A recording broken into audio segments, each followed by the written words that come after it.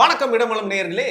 House hold name அப்படின்னு சொல்லுவாங்க. அந்த மாதிரி ஒரு ஹவுஸ் ஹோல்ட் ஐட்டமா இருக்கக்கூடியவரா ஒவ்வொரு வீட்டுக்குள்ளேயும் புகுந்துட்டாரு ஸ்டாலின் அப்படின்னு சொல்றீங்க. திராவிட ஐட்டம். ஹவுஸ் ஹோல்ட் ஐட்டம்னா என்னன்னு தெரியுமா? திராவிட ஐட்டம். ஹால்னா இவர் ஒரு சோஃபாவா இருப்பாரு, பெட்ரூம்னா ஏசியா இருப்பாரு, கிச்சன்னா ஒரு ஃப்ரிட்ஜா இருப்பாரு, கக்கூஸ்னா எப்படி இருப்பாரு? நீங்களே சொல்லிருங்க. அத தொடப்பமா இருப்பாரு, வாசல்னா செருப்பா இருப்பாரு. எங்க ஒரு பாசிட்டிவான ஆஸ்பெக்ட், இந்த பூஜை அறைக்குள்ள சாமியா இருப்பாரு அந்த மாதிரி சொல்லாம கக்கூஸ் வாசல் செருப்பு என்ன கேக்குறீங்க? வாசல்லாம் இருக்காத வீட்டுல? அது ஒரு வீட்டோட அங்கமா? சரிங்க, எல்லா இடத்துலயும் ஒரு முக்கியமான ஒரு நபரா இருப்பாரு. கிச்சன்ல கரப்பாம்பூச்சியா இருப்பாரு. அவருக்கு அழிவே இல்ல, அதனால அரசியல் கரப்பாம்பூச்சி அப்படின்னு கூட வச்சுக்கலாம். கரெக்ட். அழிவே இல்ல அப்படிங்கறனால பாசிட்டிவ் ஆஸ்பெக்ட்ல சொல்றேன். அரசியல் கரப்பாம்பூச்சி. சரியா?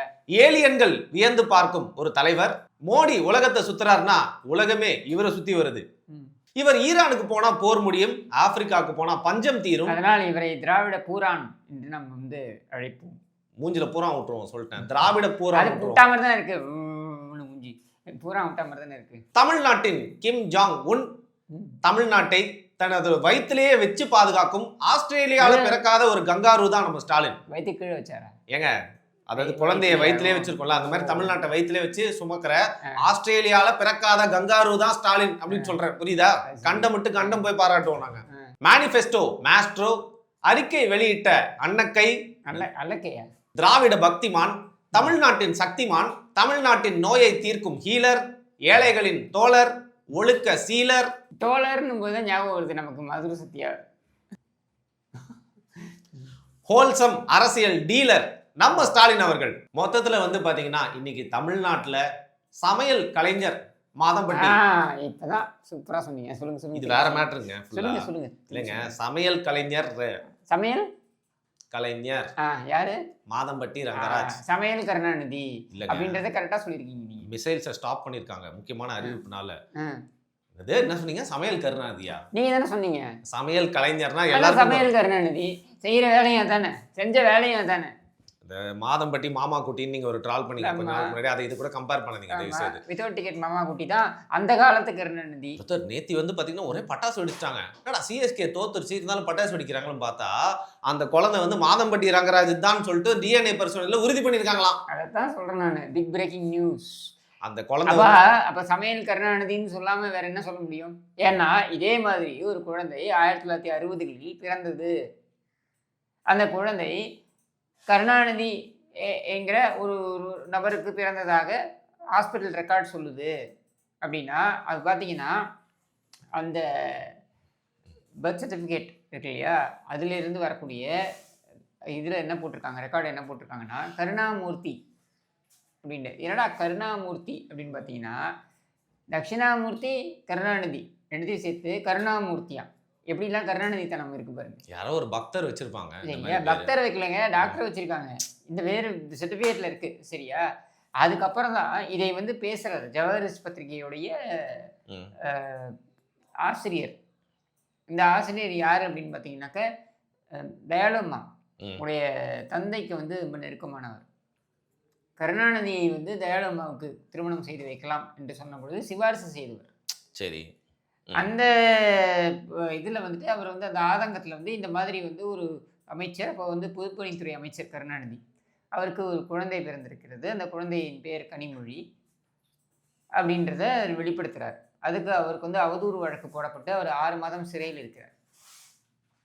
இந்த வரலாறு எதுக்கு இப்போ இங்கே எடுத்துகிட்டு சொல்லுங்க? ஏன்னா நீங்கள் சொன்னீங்க இல்லையா மாதம்பட்டி அப்படின்னு சொல்லிட்டு.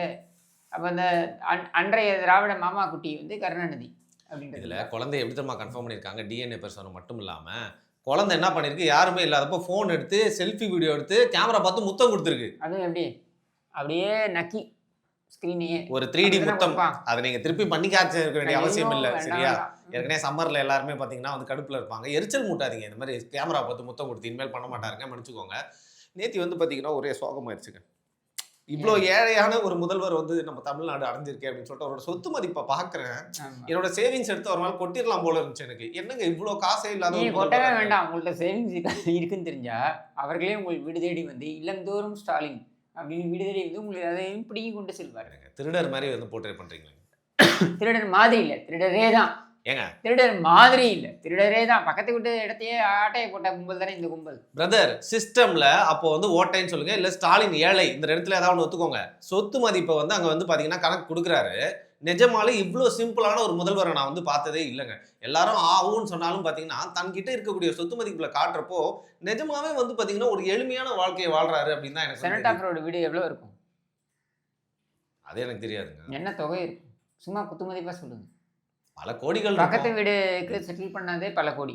பக்கத்து வீட்டுக்காரன் ஆட்டையை போட்டான் அப்படின்னு சொல்லி இவர் ஆட்டையை போட்டாருன்னு சொல்லி இவர் ஒரு கூத்து வேறு நடந்தது. இவர் என்ன பண்ணாருன்னா, அவன் போய் கம்ப்ளைண்ட்டை ஃபைல் பண்ணிட்டான். 2011 ஆட்சிக்கு வந்த உடனேயே அதிமுக ஆட்சி வர வரைக்கும் காத்திருந்தான். அதுக்கப்புறம் அவன் கம்ப்ளைண்ட்டை ஃபைல் பண்ண உடனே இவர் என்ன பண்ணாருன்னா, உடனே திடீர்னு கிளம்பி போனார்.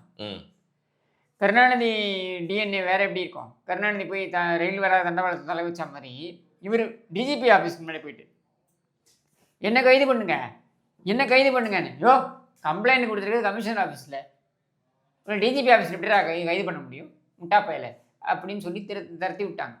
சரியா? உண்மை என்னன்னா, அந்த வீடு வந்து ஒரு அடிச்சு பிடிங்கி வாங்கியிருக்காங்க.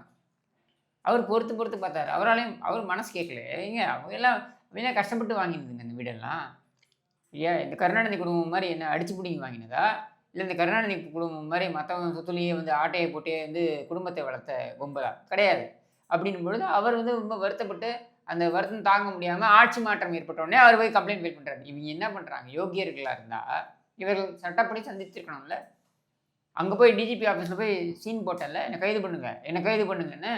இப்போ அப்போ அது சட்டப்படி சந்திக்க வேண்டியதானே. இப்போ என் மேலே வழக்கு போட்டுருக்காங்க, 7 வழக்கு இருக்குது அப்படின்னா அந்த 7 வழக்கையும் நான் அப்படி சட்டப்படி சந்திக்கிறேன்.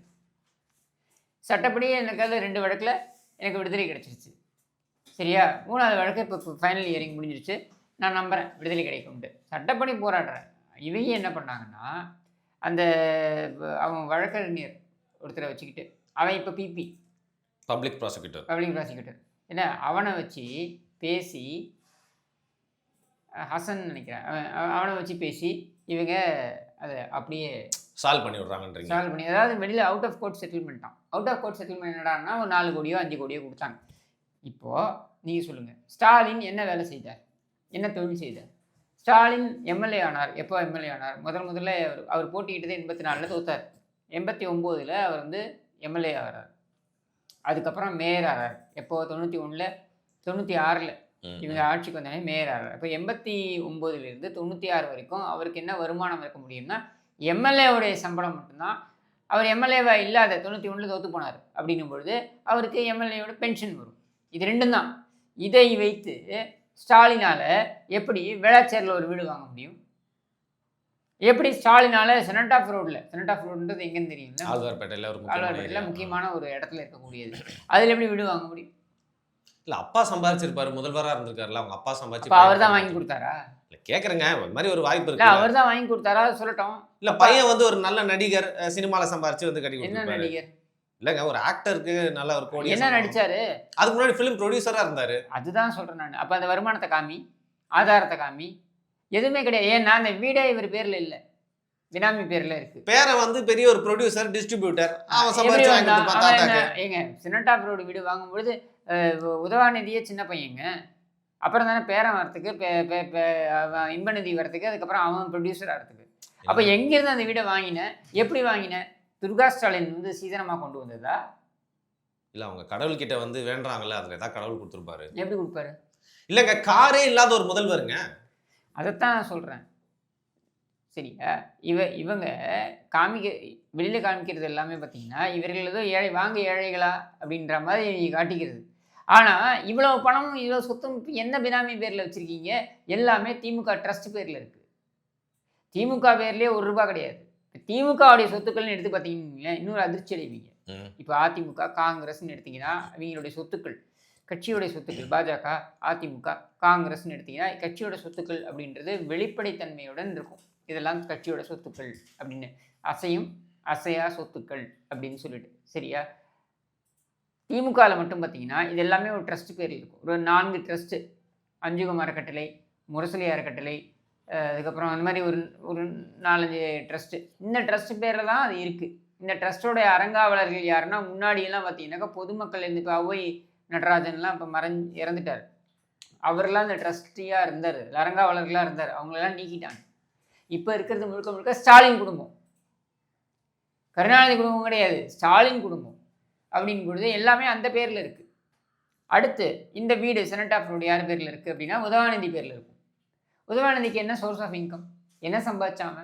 கருணாநிதி குடும்பத்தில் கருணாநிதி வசனம் எழுதினார், எதையோ சம்பாதிச்சாருன்னு வச்சுப்போம். அதுக்கப்புறம் கருணாநிதி அமைச்சரானதுக்கப்புறம் கருணாநிதி குடும்பத்தில் எவன் சம்பாதிச்சிருக்கான் உழைச்சி? காமிங்க யாராவது ஒருத்தர். தமிழரசு அவரோட பையன் என்ன பண்ணான்? இங்கே தொழில் செஞ்சானா, ஏதாவது வேலை செஞ்சானா? ஒன்றும் கிடையாது. இல்லை அருள்நிதியை பெற்றாரு, அது ஒரு தொழில இல்லைங்க. அவர் என்ன பண்ணாருன்னு கேட்டீங்க, சரியா? அடுத்தது செல்வி, இந்த மாதிரி ஏதாவது தொழில் பண்ணி ஏதாவது வேலை பண்ணிச்சா? ஒன்றும் கிடையாது. செல்வம்னு அவர் கல்யாணம் பண்ணி வச்சாங்க, செல்வம் என்ன ஏதாவது தொழில் பண்ணாரா? ஒன்றும் கிடையாது. திரைப்படத்தில் வந்து நாங்கள் ப்ரொடியூசராக இருக்கேன் அப்படின்னு சொல்லிட்டு யாருடைய அதிகாரத்தை வைத்து? கருணாநிதியுடைய அதிகாரத்தை வைத்து, கருணாநிதி முதலமைச்சராக இருந்தார் என்கிற அதிகாரத்தை வைத்து இவர்கள் அதில் வந்தாங்க. அடுத்து மாறன் சகோதரர்கள், இவர்களுடைய மிகப்பெரிய பிரம்மாண்டமான அந்த ஒரு ஒரு குரூப் எம்பையர் கட்டியிருக்காங்க இல்லையா? இந்த ராஜ்யத்தை எப்படி கொண்டு வந்தார்கள்? திமுகவுடைய அறக்கட்டளையை அடிப்படையாக வைத்து இவர்கள் கொண்டு வந்திருக்கிறார்கள். அடுத்து அழகிரி, மதுரையில் பாதி மதுரையை முழுங்கி வச்சிருக்காரு, சரியா? இதெல்லாம் எங்கேருந்து வந்தது? அழகிரி என்ன கல் உடைச்சி செக்கிழுத்து சம்பாதிச்சாரா? இவங்க குடும்பத்தில் யார் சம்பாதிச்சிருக்காங்க உழைச்சி?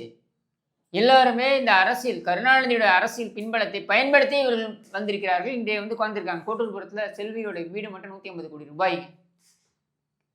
பொய் சொல்லலை. கோட்டூர்புரத்தில் செல்வியோட வீடு மட்டும் 150 கோடி ரூபாய் திருமணம் உள்ள வீடு. எங்கேருந்து வந்தது உனக்கு அவ்வளோ பணம்? சரி, ஸ்டாலினாவது கட்சியில் இருந்தாப்புல, தமிழரசும் செல்வியும் கட்சியில் இருந்தாங்களா? எங்கேருந்து இவ்வளோ பணம் வந்தது இந்த கேடுகட்ட குடும்பத்துக்கு? அப்போது ஒரு குடும்பம் செழிப்பதற்கு, மொத்தமாக உறிஞ்சி தின்னுவதற்கு இவர்கள் கட்சியை பயன்படுத்தியிருக்கிறார்கள், அதன் ஊடாக மக்களை பயன்படுத்தியிருக்கிறார்கள். இப்படி தானே எடுத்துக்கணும். நம்ம இன்னும் எவ்வளோதான் சம்பாதிப்பீங்க? இல்லைங்க, இப்போ இன்னைக்கு வந்து இது கேஸே இல்லை. திமுகவுடைய தேர்தல் அறிக்கை வந்திருக்கு, அதில் சில பாயிண்ட்ஸ்லாம் இருக்கு, நான் எடுத்துகிட்டு வந்திருக்கேன். மக்கள் ஆரவாரமாக கொண்டாடிட்டு இருக்காங்க. நீங்கள் இந்த யார் அந்த மக்கள்? இவரே ஸ்டாலினை தடுமாறுறாரு. அந்த அறிக்கையை பற்றி கேட்குறாங்க ஸ்டாலின்கிட்ட. ஸ்டாலின் தடுமாறுறாரு, பேச வரல. ஆர்எஸ் பாரதி கொடுக்க வர்றாரு. அந்த வீடியோவை எடுத்து போடுப்பா. வேற கேள்வி இருந்தா குழு தலைவர் அந்த குழு கேட்டா சொல்லிடுவாங்க. குழு தலைவர் பதில் சொல்லுவாங்க. ஸ்டாலின் தடுமாறுறது பாருங்க. அவர் சொல்ல மாட்டார், குழுவை கேளுங்க. ஏன்? இதைத்தான் எடப்பாடி பழனிசாமி கேள்வி கேட்கிறாரு. நான் 297 வாக்குறுதிகளை கொடுத்துருக்கேன் என்னுடைய தேர்தல் அறிக்கையில். 297ஐயும் நீ கேள்வி. அந்த வீடியோவை போடுங்க. நேற்று பாருங்க, உதாரணத்துக்கு நேற்று தினம் தேர்தல் அறிவிப்பு வெளியிடுறார். இந்த டிவி எல்லாம் பார்த்திருப்பீங்க. அறிவிப்பு வெளியிட்டதையும் முடிஞ்ச உடனே நிருபர் கேட்கிறார், என்னங்க இந்த அறிவிப்புல சில விளக்கம் கேட்கிறேன்னு. உடனே அங்க இருக்கிற ஆர்எஸ் பாரதி அதெல்லாம் சொல்ல முடியாது, அதெல்லாம் சொல்ல முடியாது, தெரிஞ்சா தானே முதலமைச்சர் சொல்ல முடியும். பாருங்க, டிவி போட்டு பாருங்க. அவரு நான் சொல்றேங்கிறாரு.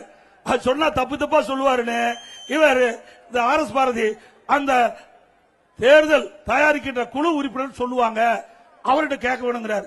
அப்புறம் எதுக்கு திமுக தலைவர்? இந்த கட்சிக்கு எதுக்கு தலைவர்? அண்ணா திமுக தலைவர்னா அண்ணா திமுக கட்சி வெளியிட்டா அதுல 297 அறிவிப்புகள், அதை நேரடியாக நான் பார்த்தேன். என்னென்ன அறிவிப்பு மக்களுக்கு தேவை, எப்படி இப்படி கொண்டு போனா அது போய் மக்களுக்கு போய் சேரும் என்று எங்களுக்கு தெரியும். அதை நாங்க சொல்றோம். ஆனா இருக்கிற முதலமைச்சர் பொம்மை முதலமைச்சரா போயிட்டார். வேற என்ன தெரிய போகுது? ஒண்ணுமே தெரியல. அப்போ இங்க இந்த இதுல வந்து கனிமொழி வச்சு செஞ்சுட்டாங்க. ஏன் ஆதரவாளர்களை காலி பண்ற? நீ தேர்தல் அறிக்கையை காலி பண்றேன். எப்பவுமே தேர்தல் அறிக்கை வந்து திமுகவுடைய கதாநாயகன் என்று கொண்டாடுறாங்க. நேத்தியா அப்படிதான் சொன்னார், சூப்பர் ஸ்டார்னு சொல்லியிருக்காரு. ஒரு மண்ணாங்கட்டியும் கிடையாது அப்படின்ட்டு தெரிஞ்சு போச்சு. யாரும் பேசல, எந்த மக்கள் பேசுறாங்க? முதல்ல காலையில இருந்து ஆரம்பிப்போம். பிரேக்ஃபாஸ்ட் ஸ்கீம் வந்து பாத்தீங்கன்னா 8ஆம் கிளாஸ் வரைக்கும் உயர்த்தியிருக்காங்க. இவ்வளவு நாள் வந்து பாத்தீங்கன்னா சிறுவர்களுக்கு மட்டும்தான் இருந்துச்சு. இப்போ 8ஆம் கிளாஸ் வரைக்கும் உயர்த்தி எல்லாருமே வயிறார வந்து சாப்பிட்டு. நீங்க யோசிச்சு பாருங்க, இந்த பிரேக்ஃபாஸ்ட் ஸ்கீம்ன்றது கொண்டு வந்தது அதிமுக. சரியா? இதை வந்து இவங்களுக்கு விரிவுபடுத்துறேன் அப்படின்னு சொல்லி பண்ணாங்க. அதுலேயும் பார்த்தீங்கன்னாக்க புழு நெளியுது, சாப்பிட முடியல, வண்டு இருக்குது, இப்படிலாம் வந்து குறைய சொல்லி நிறைய குழந்தைகள் போய் குப்பையில் கொட்டுறாங்க. அதையும் பார்த்தோம் நம்ம. சரியா? அதையே என்னால் சரியாக பண்ண முடியல. நீ 8ஆம் கிளாஸ் வரைக்கும் கொடுப்பியா? நல்ல விஷயம் தானே, ஸ்கீமா பார்த்தா நல்ல விஷயம் தானேங்க. நீங்கள் திட்டத்தை நீ விரிவுபடுத்துறது இருக்கட்டும், இப்போ இருக்கிற திட்டத்தை ஒழுங்காக பண்ணுறியா? இல்லை. அது மட்டும் இல்லாமல் பெண்களுக்கான அந்த உதவித்தொகை அப்படிங்கிறது வந்து பார்த்தீங்கன்னா டபுள் த அமௌண்ட் பண்ணி வந்து 2000 வந்து கொண்டு போய் நீங்கள் சேர்த்தாங்க. 1000 ரூபாயை எப்போ கொடுத்தீங்க? முதல்ல என்ன சொன்னீங்க? எல்லா பெண்களுக்கும் கொடுப்போம்னு சொன்னீங்க. எல்லா பெண்களுக்கும் கொடுத்தீங்களா? கொடுக்கல. சரி, தகுதி வாய்ந்த பெண்களுக்கு தான் கொடுப்போம்னு சொன்னீங்க. தகுதி வாய்ந்த பெண்களுக்கு எப்போ கொடுத்தீங்க? 27 மாதங்கள் கொடுக்கல. அதாவது உன்னுடைய ஆட்சியில் பாதி, 60 மாதங்கள் உன்னுடைய ஆட்சினா அதில் பாதி நீ கொடுக்கவே இல்லை. அதுக்கப்புறம் தான் கொடுக்க ஆரம்பிக்கிற. அதுவும் பாராளுமன்ற தேர்தல் வரப்போகுதுன்னா நீ கொடுக்க ஆரம்பிக்கிற. அதாவது செப்டம்பர் 2023 நீ கொடுக்க ஆரம்பிக்கிற. 2024 பாராளுமன்ற தேர்தல் வரப்போகுதுன்றனால நீ கொடுக்க ஆரம்பிக்கிற. சரியா? அப்போது தகுதி வாய்ந்த பெண்கள் என்று யாரை சொல்ற நீ? யார் தகுதி வாய்ந்த பெண்கள்? அப்போ தகுதி இல்லாத பெண்கள் நீ யாரை சொல்ற நீ? நீ யார் பெண்களுக்கு தகுதிகளை முடிவு செய்வதற்கு? முதல்ல உன் குடும்பத்துக்கு அந்த தகுதி இருக்கா? நீ எப்படி சொல்லலாம் இந்த பெண் தகுதி வாய்ந்தவர், இந்த பெண் தகுதி வாய்ந்தவர் இல்லைன்னு? அப்போ விவசாயிகளுக்கு பாருங்க, மாடர்ன் பம்ப் செட்ஸ் 20 lakhs ஃபார்மர்ஸ்க்கு வந்து கொடுக்க போறாங்களாம். நீங்கள் இது வரைக்கும் விவசாயிகளுக்கு என்ன கொடுத்துருக்கீங்க? இந்த 5 ஆண்டுகள் ஆட்சியில் நாங்கள் இதை கொடுத்தோம், அதனால் நாங்கள் வந்து இதை வந்து கூடுதலாக கொடுக்குறோன்னு நீ சொன்னா ஏற்றுக்கலாம். நெல் கொள்முதலில் எவ்வளவு பிரச்சனை நடந்துக்கிட்டு இருக்கு. நெல்மணிகளை கொண்டு போய் சுடுகாட்டில் போட்டு வச்சுருக்காங்கங்க. நம்ம பார்த்தோம், சுடுகாட்டில் குடோனில் வச்சுருக்கான். குடோன் கூட இல்லை, இந்த பிணை எரிப்பாங்கல்ல அந்த இடத்துல நெல்மணிகளை கொண்டு போய் மூட்டை மூட்டையாக அடுக்கி வச்சுருக்காங்க. ஏன்னா கொள்முதல் செய்வதற்கு இவர்கிட்ட பணம் இல்லை. அது எல்லாமே வந்து பார்த்திங்கனாக்கா முளைவிட்டுருக்கு. அந்த அளவுக்கு ஒரு மோசமான ஒரு சூழல். அது மட்டும் இல்லை, இந்த நெல்மணிகளை வந்து கொள்முதல் செய்வதற்கு இது வந்து திமுக காரனுடைய டிரான்ஸ்போர்ட் நிறுவனம் தான் பயன்படுத்த வேண்டும் அப்படின்றதற்காக அந்த டிரான்ஸ்போர்ட் நிறுவனம் வர வரைக்கும் எல்லா விவசாயிகளும் காத்திருக்கணுமா, நெல்மணிகள் காத்திருக்கணுமா? இது எவ்வளோ கொடுமையான விஷயம். அடுத்து விவசாயிகள் மீது உன்னுடைய அரசாங்கம் செய்தது இதெல்லாம் மறக்க முடியுமா? இதெல்லாம் மக்கள் ஞாபகம் வச்சுட்டு இருப்பாங்க. மேல்மால விவசாயிகள், திருவண்ணாமலை மேல்மால விவசாயிகள் போராட்டம் பண்ணுறாங்க. விவசாயிகள் மீது விபச்சார வழக்கு போட்ட கேடுகட்ட ஆட்சி இந்த ஆட்சி. ஒரு போராட்டம் செய்யக்கூடிய விவசாயிகள் மீது விபச்சார வழக்கு போடுவியா? அது செஞ்சது இந்த ஆட்சி. அவர்கள் மீது குன்ற சட்டத்தை போட்டது இந்த ஆட்சி. இதை மறக்க முடியுமா? 10 லட்சம் கான்கிரீட் வீடுகள். இனிமேல் வீடு இல்லாதவங்க தமிழ்நாட்டில் இருக்கவே மாட்டாங்க. இதெல்லாம் அதாவது கருணாநிதி ஏற்கனவே இந்த மாதிரி தான் வந்து ஒரு ஏமாத்து வேலையை செய்தார். என்ன பண்ணாரு? உங்களுக்கு எல்லாருக்குமே தெரியும், 2 ஏக்கர் நிலம். சரி, ஏழைகளுக்கு 2 ஏக்கர் நிலம் அப்படின்னு சொல்லிட்டு அப்போது செல்வி ஜெயலலிதா போய் கேட்குறாங்க, சட்டமன்றத்தில் போய் கேட்குறாங்க, தனி நபராக போய் கேட்குறாங்க. ஏன்னா அதிமுக எம்எல்ஏக்கள் எல்லாரையும் சஸ்பெண்ட் பண்ணிடுறாங்க. தனி நபராக சட்டமன்றத்தில் போய் 2 ஏக்கர் நிலம் என்று சொன்னீங்களே, எங்கே கொடுக்க போறீங்களா? நான் கொடுப்போம், காத்திருங்கள்னு சொன்னாங்க. அந்த ஆட்சி முடியும் தருவாயில் கேட்டபொழுது கருணாநிதி சொன்னார், கையளவு நிலவேனும் கொடுப்போம் அப்படின்ட்டு. அதுக்கப்புறம் அதையும் கொடுக்கல. கேட்டால் தரிசு நிலங்கள் என்று நீங்கள் கொடுத்த அந்த தரவுகள் தவறாக இருந்தது, அந்த தரவுகளினால் நாங்கள் அந்த உத்தரவாதத்தை கொடுத்தோம். எப்படி இருக்கு பாருங்க கருணாநிதி தனம். ஏன் 4 முறை முதலமைச்சராக இருந்தால் உனக்கு தெரியாது எவ்வளோ தரிசு நிலம் இருக்குன்னு? இப்போ இந்த வீடு 10 லட்சம் பேருக்கு போய் சேர்ந்துச்சுன்னா எப்படியே கொடுப்பாங்க? நீ இது வரைக்கும் என்ன பண்ணு? நீ 5 ஆண்டுகள் ஏதாவது செஞ்சிருந்தா தானப்பா நீ சொல்றதை நம்ப முடியும். மாணவர்களுக்கு ஊக்கத்தொகையா மாசம் 2000 ரூபாய் கொடுக்க போறாங்க. மாணவர்களுக்கு கல்வி கடன் ரத்துன்னு சொன்னீங்களே கடந்த ஆட்சி காலத்தில், ஏன் அதை பண்ணலை? மாணவர்களுக்கு கல்வி கடன் ரத்து என்பதனை ஏன் நீங்கள் கடந்த ஆட்சி காலத்தில் நீங்கள் அதுக்கு முன்னாடி தேர்தல் வாக்குறுதியாக கொடுத்தீர்களே, அதை ஏன் நீங்கள் நிறைவேற்றலை? அதையே செய்யாத நீ இந்த ஊக்கத்தொகையை கொடுக்க போறியா? இந்த கேள்வியை மாணவர்கள் கேட்பாங்கல்ல. நீட்டுன்னு சொல்லி பொய் சொன்னீங்க. அவன் இருக்காம பாருங்க அந்த பொறுக்கி, யார் இவன் உதவாநிதி, அவன் சொல்கிறான், உங்களுக்கு தெரியும் அது எப்படி கொண்டு வரணும், எங்கள் மேஜிக் ஃபார்முலா எங்களுக்கு தெரியும். என்னடா பெரிய மேஜிக் ஃபார்முலா கேட்கணும்ல? இது பொறுக்கி ராஸ்கல், ஏண்டா பொய் சொன்ன, ஏண்டா ஏமாத்தின? இதை மக்கள் கேட்பாங்கல்ல, உன்னை நம்புவாங்களா? இப்போ மாணவர்களுக்கு இன்னைக்கு வந்து கணினி அப்படிங்கிறது இன்றியமையாத மாறிடுச்சு. High end laptops 35 lakhs laptops வந்து மாணவர்களுக்கு அடுத்த வருஷமே முதல் கையெழுத்து. இந்த வருஷம் நீங்கள் 10 லட்சம் கொடுக்குறேன், நீங்கள் 10 லட்சம் லேப்டாப் கொடுக்குறீங்களே, என்னாச்சு? 10 லட்சம் லேப்டாப் வந்து இறங்கி விட்டது நீங்கள் எத்தனை பேருக்கு கொடுத்தீங்க? நீங்கள் யாரை ஏமாத்துறீங்க? இந்த 5 ஆண்டுகளில் ஏன் லேப்டாப் நிறுத்தினீங்க? 50 லட்சம் லேப்டாப்களை கொடுத்திருக்கிறது அதிமுக. கடந்த 10 ஆண்டுகள் அவங்க ஆட்சியில் இருந்த பொழுது 50 லட்சம் லேப்டாப்களை கொடுத்திருக்கிறது. நீ கொடுக்கவே இல்லை. கடைசியில் ஜனவரியில் ஒரு நாடகம் ஆடினீர்கள். 10 லட்சம் லேப்டாப் நாங்கள் வந்து டெண்டர் கோரி இருக்கிறோம் என்று சொன்னீர்களே, என்னாச்சு? வந்துதா லேப்டாப்பு? கொடுத்தீங்களா? ஒரு 4 மாணவர்கள் கொடுப்பது போல ஒரு நாடகம் எங்கே கொடுத்தீங்க? அதான் ஸ்டிக்கர் பலபலன்னு ஒட்டி கொடுத்தாங்களே, பார்க்கல நீங்க? உன் நெத்தியில் ஒட்டிக்க வேண்டியதான். நான் ஒரு ஃப்ராடு, பித்தலாட்டக்காரன், திருடன் அப்படின்னு நீ ஒட்டிக்கோ நெத்தியில். ஏன்னா நீ கொடுக்கல, ஏமாத்துற. 1.5 லட்சம் கவர்மெண்ட் வேலையை நிரப்ப போறாங்க. நிறைய பேருக்கு வேலை வாய்ப்புகள் கிடைக்க போகுது. ஏன் இந்த 5 வருஷம் நல்லா பிடுங்க முடியல? எதை சொன்னாலும் இப்படி சொல்லிட்டே இருந்தா என்னங்க அர்த்தம்? ஏங்க கேள்வி தானேங்க மக்கள் கேட்பாங்க. நீ கொடுத்த தேர்தல் வாக்குறுதிகளை கடந்த முறை கொடுத்தது எதையுமே நிறைவேற்றாம உன்னை எதுக்கு நான் நம்பணும்? இப்போ ஒரே சிட்டி வளர்ச்சிங்கிறது வந்து விரிவடையணும், எல்லாத்துலயுமே டிஸ்ட்ரிபியூட் ஆகணும் அப்படிங்கிறதுக்காக வந்து பார்த்தீங்கன்னா ஹைடெக் சிட்டிஸ் கோயம்புத்தூர், மதுரை, சேலம், திருச்சின்னு இந்த மாதிரி இடங்கள் வந்து பார்த்தீங்கன்னா ஹைடெக் சிட்டிஸாக வந்து எக்ஸ்பேண்ட் பண்ண போகிறாங்க. சரி, சென்னையில் 4000 கோடி செலவு பண்ண நீ அது என்ன பண்ண? 4000 கோடி இருந்து நாங்கள் வந்து வடிகால்களை உருவாக்குவதற்கு, வெள்ள நீர் வந்து அது தேங்காமல் இருப்பதற்கு, இதுக்கெல்லாம் நாங்கள் பண்ணுறோம்னு சொல்லிட்டு அதில் இந்த பேக்கேஜும் அந்த பேக்கேஜும் அப்படின்னு அந்த பிரியான்னு ஒரு கேரக்டர் வந்து பேசிட்டு இருந்துச்சு. இந்த பிரியா எங்கே? ஆளே காணும். அந்த அந்த அந்த அந்த 4000 கோடி எங்கே போச்சு? சென்னையில் 20 சென்டிமீட்டர் மழை வந்தாலும் ஒரு சொட்டு தண்ணீர் கூட நிற்காது. சொன்னது யார் தெரியுமா? இந்த மாசு சார். இன்னைக்கு 4 சென்டிமீட்டர் மழைக்கே சென்னையில் நிற்குது, வெள்ளம் நிற்குது. இதுக்கு என்ன? அப்போ 4000 கோடி ரூபாயை ஸ்வாகா பண்ணது போல் நீங்கள் ஹைடெக் சிட்டின்னு சொல்லி இன்னொரு ஒரு 10,000 கோடி 15,000 கோடி திருடுறதுக்கு தான் வழி பண்ணுறீங்க. இதுக்கு நாங்கள் உதவ போகிறோமா? இதுக்கு ஒன்று ஓட்டு போட்டு உட்கார வைக்கணுமா? கரும்பு கொள்முதல் விலை டன் ஒன்றுக்கு 4,500 உயர்த்தப்படும். சரி, இப்போ என்ன பண்ண? செய்திங்க. இந்த 5 வருஷம் என்ன பண்ண? ஏன் இந்த 5 வருஷம் உயர்த்த முடியல? நீ அந்த 4,500 உயர்த்திருந்தா நீங்கள் விவசாயிகள் லைன் கட்டி வந்து ஓட்டு போட்டிருப்பாங்களே. விவசாயிகள்லாம் அதிருப்தியில் இருக்காங்கன்றீங்களா? கண்டிப்பாக இல்லைன்னு நீங்கள் சொல்ல முடியுமா? மறுக்க முடியுமா? இது விவசாயிகளுடைய தேர்தல், எழுதி வச்சுக்கோங்க. இந்த தேர்தலில் மிகப்பெரிய மாற்றத்தை கொண்டு வரப்போகிறது விவசாயிகள் தான். டெல்டாக்காரங்க தான் போடுவாங்க ஓட்டு. புரியல. டெல்டாக்காரங்க தான் ஓட்டு போடுவாங்க. அதைத்தான் நான் சொல்கிறேன். நீங்கள் நினச்சிட்டு இருக்கீங்க விவசாயிகளை ஏதோ அப்படியே கிள்ளுக்கிரியாக எடுத்துகிட்டு போயிடலாம் அப்படின்ட்டு. கிடையாது.